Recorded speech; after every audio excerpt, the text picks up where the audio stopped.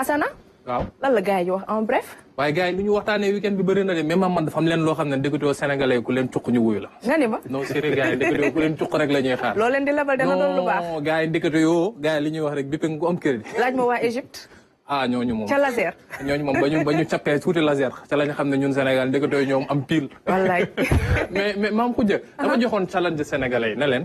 sunu chaîne YouTube bi. waaw moom laa leen joxoon challenge ne leen na yegg 1 million. te li ma diggee woon dama koy def. su soobee kii maye. bay tey joxe 1 million yi suñ ko matalee nee naa leen damay woo kooku xam ne mooy millionier mu abonné bi teg ko ci plateau bii nii ñu teral ko incha allah nañ ko solal nañ ko barkeelal te dinañ ko won Sénégal incha allah loolu dinañ ci ànd ak waa Salimto mais itam ak ñeneen ñi xam ne nañ jàpp ci mbir ba mu mat sëkk maintenant dama leen ko waxoon ba may wax ñu ngi woon ay 980 et quelques yooyu noonu mais maam fi mu toll nii de gars yi dafa mel ne dañ nekk di xëccoog man. nga ni ma ñoo ngi ba 999 000 de chiffre exact bi du ma ko joxe ndax su ma ko joxee damay bañ ñeneen ñoo xam ne non damay désabonné xaar ba mu des.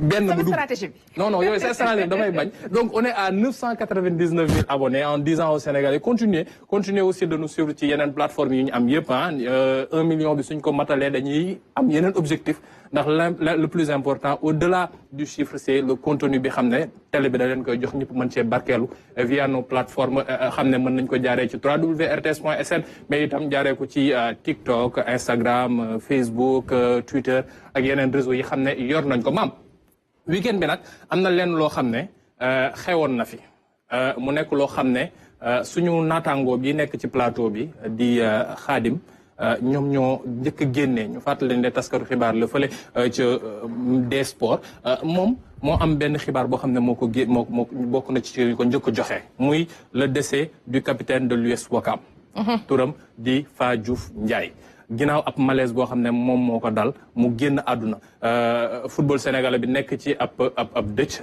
jour bi ci biir terrain bi la daanu yaa ngi fàttaliku keroog rek ñoo ngi fi doon waxtaan mbiru Iba Mar Diop ak ni xam ne noonu la génnee àdduna moom ci biir terrain bi la am itam malaise bañ koy jëlti ko yóbbu ca yoon ba la yàlla def li gën ñu koy jaale au passage waa US Ouakam mais itam ñëpp ñi xam ne waa ëflu football lañu ligue beeg ñeneen ñi nekk ci biir ça c'est Fa Diouf Ndiaye ñu koy masaw encore ñëpp nit yi xàmmee ko ràññeet la ko bu baax a baax ndax bëgg gi xam ne bëggoon na ko fi mu nekk ak itam li xam ne moom mooy def ñu ñaanoo ko yàlla rek mu xaare ko àjjana suuf sedd ci kawam ak ñaan yi xam ne ñoo ngi koy ñaanal mu mën cee jot.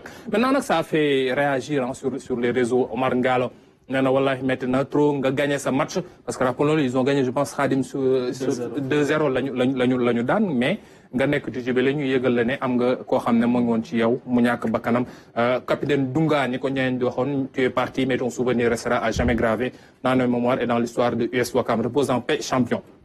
ñeneen andi ci ay laaj sunu naataango bi di Sékou Seydi nekk ci les sportifs nee na paix à son âme le capitaine de l'USO mais quand est-ce qu'on va poser les vrais débats dans notre championnat. parce que loolu moom itam wax na boo xam ne yàgg yi ñoom ñi nekk ci réseau dañ koy yàggati wax mu jëm ci comment peut-on accepter que des matchs de championnat professionnels parce que ligue sénégalaise de football professionnel la ñu wax danañ se joue sans la présence d'une ambulance médicalisée. surtout. question la posée et une question boo xam ne ñëpp war nañ ko lijjanti teg débat bi waxtaanee ko mën a ci andi les acteurs l'ont accepté et moom loolu moom looy gis Malang Sané nekk un apprenti journaliste aussi nee na depuis trop longtemps je conteste l'absurdité qui règne dans l'organisation des matchs de la Ligue 1 sénégalaise. Toutes les équipes liées à la sécurité, aux soins médicaux et d'autres aspects logistiques sont intégralement supportées par le club hôte maanaam ki xam ne moom mooy dalal à l'exception des primes des arbitres mu dolli soit leen et pour couronner le tout la prime du champion fixée à 20 millions nee na pour moom loolu chimère kese la parce que club yu bëri yi xam ne dañuy wax ne gagné nañ championnat xaalis boobu duñ ko sax gis ba koy dégg donc moom nee na fi mu toll ni daal il est temps que waa Ligue sénégalaise ñu toog waxtaanee seen mbir mi xam ne suñu deful ndànk mën naa andi yeneen gàllankoor yoo xam ne maam suñ ci deful lu gën ñaanuñu ko yàlla mais li ñu gis mu dal suñu capitaine bi di Fa Diouf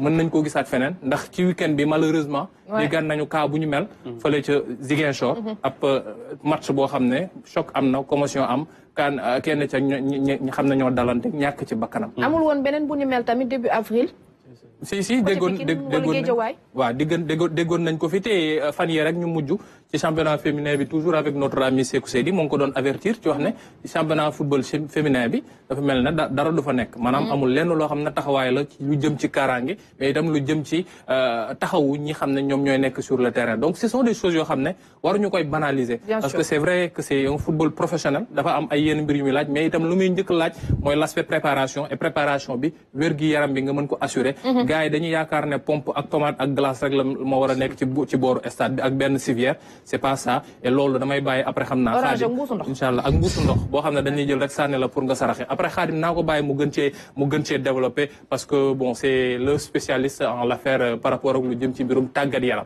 maintenant Mame je vais laisser avec la complicité de la régie ñu teg lii nii ñu seetaan doy na waar de aywa ñu seetaan ko ñëw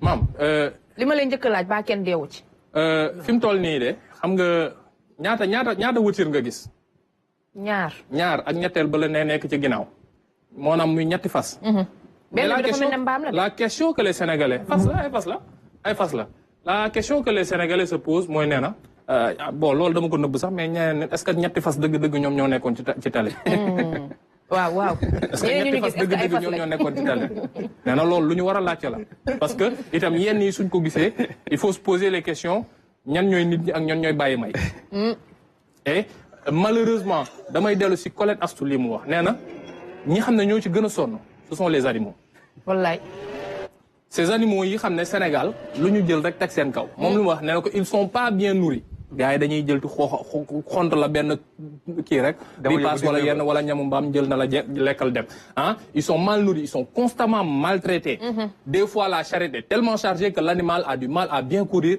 teg si di ko dóor yu metti et il se révolte pas parce que nag il souffre te kenn mënu ci dara mais Sénégal dañ mel na yaakaar ne amuñu àq alors que ne am na yoo xam ne war nañ koo lijjanti par rapport ak ñi xam ne ñoom ñooy bàyyi ma yooyu xam ne ñoom la ñuy jëfandikoo et c'est dans ce sens que Pape Diarra moom dafa ne je me dis que c'est pas assez sévère par rapport ak ay infractions nee na su demee bitim réew il ne badine pas avec les infractions la facture est très salée moi ce que je propose ku def lu dul yoon si mbedd mi muy tout citoyen nañu la fayloo amende bu saf-sàpp soo fekkee amoo loo fayee ñu yóbbu la ci fii loxo nu mu tëddi mbax na nekkee benn ñu téye la fa 72 heures nee na nag mais bu ñu yàq sa casier.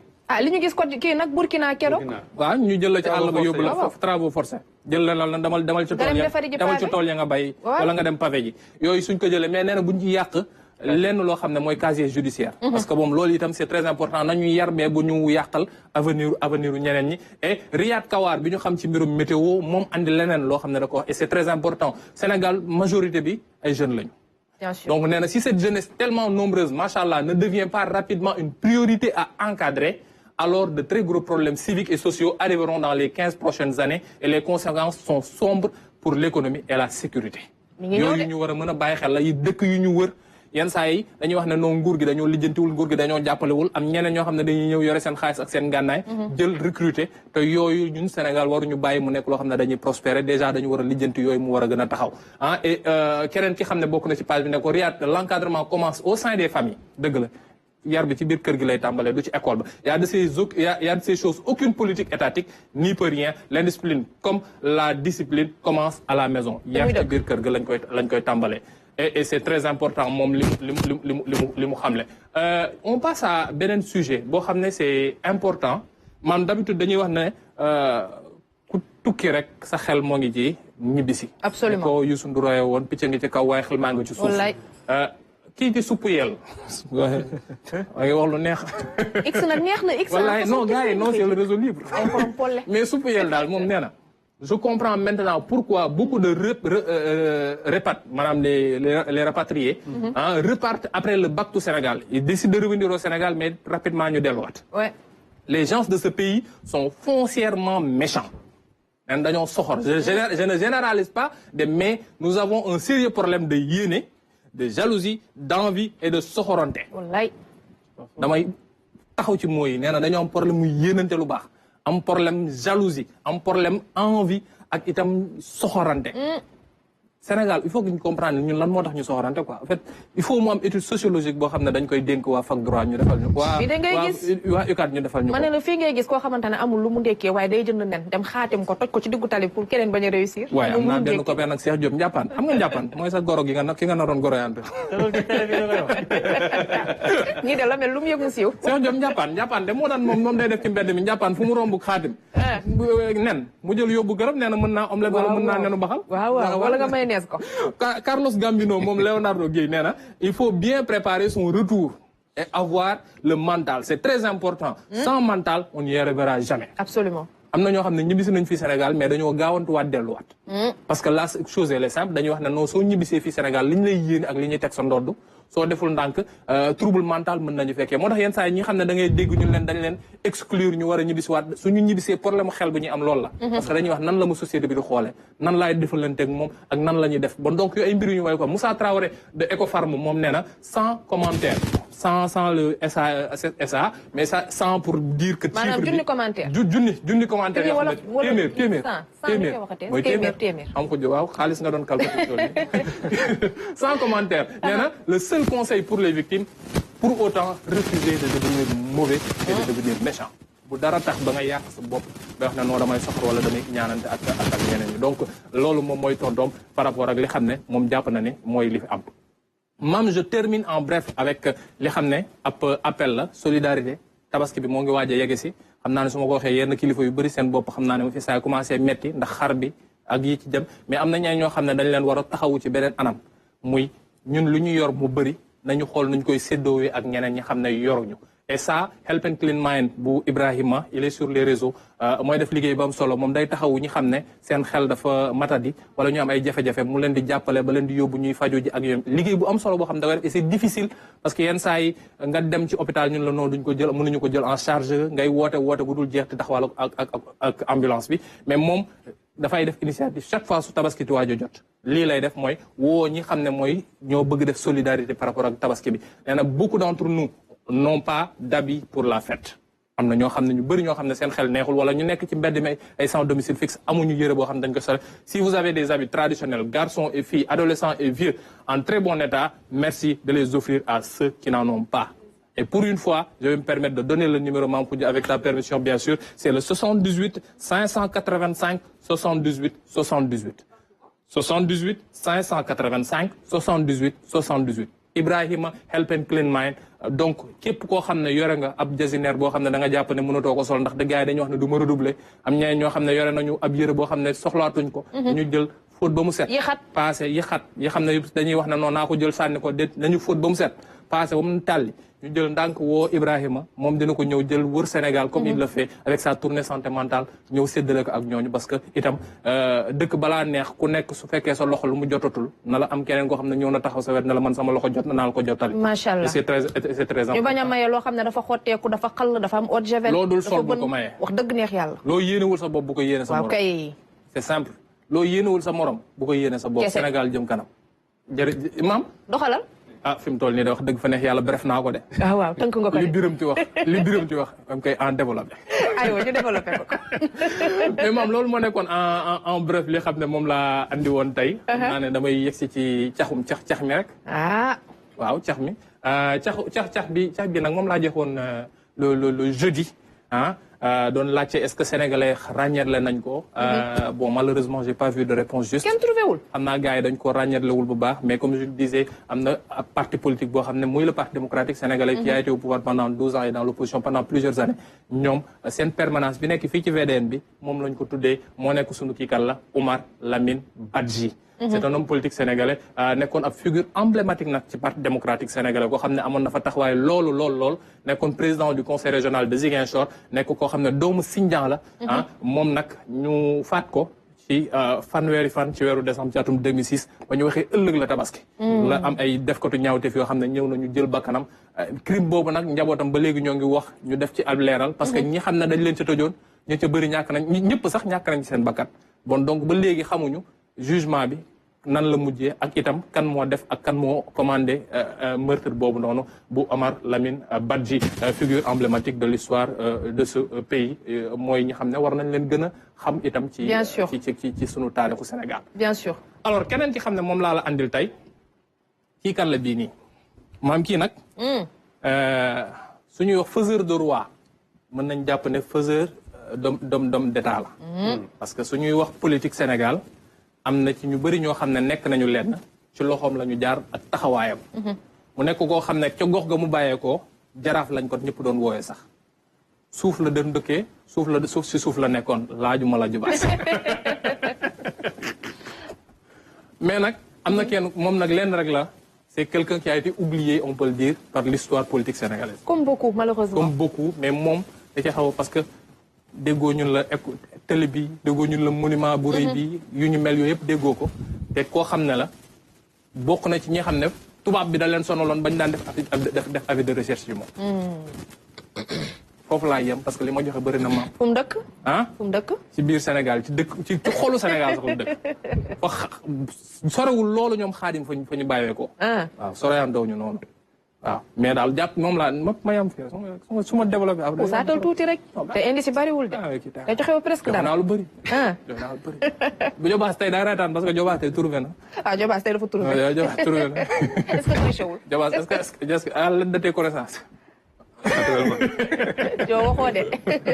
mais maam kon boog moo ngoog laaj bee ngi samp naa ko di xaar sénégalais ñu andil ñu ci ay tontu par rapport ak cet homme bi xam ne liggéey na lu bëri ci biir réew mi nekk koo xam ne ñu fàtte ñi ci langum histoire bu Sénégal la te ñu war koo gën a jàngale waaye itam gën koo xamale mais rendre ko hommage comme on a fait pour ñoom Mamadou Diaw ak ñoom Valdiodia ñu am itam loo xam ne moom dinañ ko jox ngir mën koo jox gëddëm ki xam ne yelloo na ak moom ñi xamul réponse bi ñu maanu rek xaar ba suba Hassana dina indi réponse bi ñu ko xam nag n'hésitez pas le hashtag c'est Salimto n'est-ce pas Hassana c'est joxe tontu bi Salimto ku joxe tontu bi Salimto sur la chaîne YouTube mën ngeen fa dem ngeen mottali gars yi et sur la page Facebook également sur la page Facebook aussi sur la page Facebook gars yi dañuy réerooti wax non RTS info wala mais RTS soo demee RTS nga fekk gars yi ñu def live bi ñu joxe réponse yi quoi amul ay taafunto hashtag bi mooy nga def jazz gars yi jazz 1 2 xam nga lan mais jazz nga def SALIMT2O. rek nga trouvé. ëppale na ñu jox la kan. 1 million maa ngi ci 999 000 ak nangam daan nangam. Jobaas il faut suivre. en classe non en temps je veux dire est-ce que yokkuwul. non Jobaas fi mu toll nii bàyyi sama 1 million te ngeen jël sama 1 million de. Hassana. waaw maam sant ak njërëm ñeel na la. waaw yaa ngi wax lu ma neex nag. tu es bon bëgg naa ngërëm googu de. Jobaas Hassana def na ko en bref ñun ñu développé ko. wax na lu am solo ci wàllum sujet yu bari. gis na tamit indiscipline bi ñu gis ci tali bi course fas wala ay charrette yu rawante mu jur jéeya gis nga ñooñ ci gaañu yëpp te mënoon na sax gën a metti. loolu du course fas de course saret la. course fas c'est individuel. ouais. xam nga ñu galopé. mais su demee ba nga xamante ni ay nit ñoo yéeg ci kaw saret. déjà ñi nga xam te ñoom ñekk ci kaw saret ba ñoom kenn ku nekk amoo foo jàpp waxuma la nag ay ñetti saret wala ñeenti saret. te dañoo bari sax te lii soo xool tendance la man personnellement je vous dis ça se passait dans mon village et je l'ai déploré. sincèrement. en fait rafetul quoi. mën nañ def même su fekkee àll bi yaatu na ak lépp man je me dis que ni tey il doit pas se permettre ñu course ak ay saret yoo xamante ni kenn ku nekk da ngay yeb luy mat 6 ou bien 8 personnes ngay course ak beneen saret. te lii nii imagine toi ku ci daanu fekkee beneen saret mi ngi sa kaw. day joggiwaat sa kaw. mi ngi sa ginnaaw pardon day joggi sa kaw donc mu nekk loo xamante ni vraiment war nañ ci jël ay mesures quoi man moom sincèrement je déplore ça. ñun moom chaque jour dañuy nuyu nii dee. waaw c'est ça di ko romb di ko xool. malheureusement te duñ ko daw. dañ koy affronter en fait. te lii nii vraiment ragaluñ ko. non ragaluñu ko dañ ko ñemee. et puis 2 jours xam nga après ñu saaxal la fàtte la les mêmes choses reviennent. keneen defaat ko. tey koy xool zapping bi am na benn vidéo bu doy wax boo xamante ni tey bon. dañ ci ñëw lii nu mu mën a nekk sax. Khadim gis nañ tamit waa diaspora dañuy am intention ñëw dellu si waat ci dëkk bi investir bu dul wàllum administration ñi nga dëkkal ci boppam dañ la indil ay jafe-jafe ci nga mën a rek daal di développer li nga bëgg indi. effectivement man tweet boobu Soupiyel def c'est quand même un nom bu xaw a particulier mais quand même il a raison plutôt sur toute la ligne. Parce que même au-delà du fait que nga ñëw je parle même pas des aspects mystiques nga ñëw ñu liggéey la et cetera mais la plupart du temps ñi nga xam dañu nekk bitim réew dañuy bëgg di ñëw fii di investir mais d'habitude dañuy gis que ni ñi leen gën a jege ñoo leen di dóor en quelque sorte. Je pense que c'est le terme adéquat, c'est le terme parfait parce que quand on parle de dóor ñun ñëpp xam nañ ça. Qu'est-ce que ça veut dire pour ñu tabaxal la kër. Exactement wala nga yónnee sa xaalis pour investir ci un domaine particulier sa benn cousin wala en tout cas ku la jege dóor sa xaalis et que doo mën a rester en justice. Pourquoi? Parce que tout simplement vous avez des liens familiaux. Donc c'est un peu compliqué. Donc elle a parfaitement raison sur toute la ligne. C'est en fait la société sénégalaise ci boppam moom moo feebar. moo am problème. Et je pense que li Hassana wax par rapport à une étude sociologique et je pense que loolu aussi luy am solo la. Parce que boo xoolee je pense que en fait racine bi ci boppam dafay commencer d'abord dans les familles. En fait j'évite les stéréotypes parce que déjà en tout cas man bokk ci expérience personnelle bi ma am ci fi muy jógee d'abord c'est d'habitude par exemple dans les familles yoo xamante ni c'est un peu élargi. C'est-à-dire les grandes familles nga xam ne dafay am genre le père de famille dafay non je parle même pas de ça sax parce que loolu après lay ñëw en fait da ngay ñëw ci benn famille. tu vois wujje yi merci beaucoup c'est le terme adéquat le terme parfait. xam ne déjà foofu lay commencer. terme liggéeyu ndey añub doom. exactement foofu lay commencer doom par exemple à supposer man ak Hassana ñu nekk ay doomu baay. nekkandoo ay xale nekkandoo ci dans une même famille. Hassana am benn affaire man aw ma ko. donc automatiquement en fait dafay am benn haine buy commencer. sama diggante ak moom alors que man ak moom am na lu ñu lié. qui est le sang mais foofu lay tàmbalee. bu fekkee nag foofu racine boobu dès le début en fait kii wuñu ko. corrigé wuñ ko dagguñu ko loolu dafay màggaale ak moom. dafay màggaale ak moom day dem ba nekk adulte dafay mel ni rek par exemple yow mi yor sa garab rek di ko arroser quoi. malheureusement c'est justement ça c'est-à-dire yow tu as une mauvaise habitude boo xamante si nii yaa ngi koy bayal di ko yar donc da ngay dem ba da ngay màgg. quand tu ne réussis pas malheureusement dans la vie. boo gisee sa beneen morom bu réussir dans la vie en fait da nga koy iñaan da nga koy kii quoi. am na ku naan am koo sëf sa échec moo gën a nangu ne. def na c'est ça en fait. waaw te coon nee na doomu baay bu lekk reer bi bàyyi ma. musique baa ngi may yóbbu. mais nag faaw mu ñëwaat ndax dañuy dem ci Zapping Digital juste après ceci.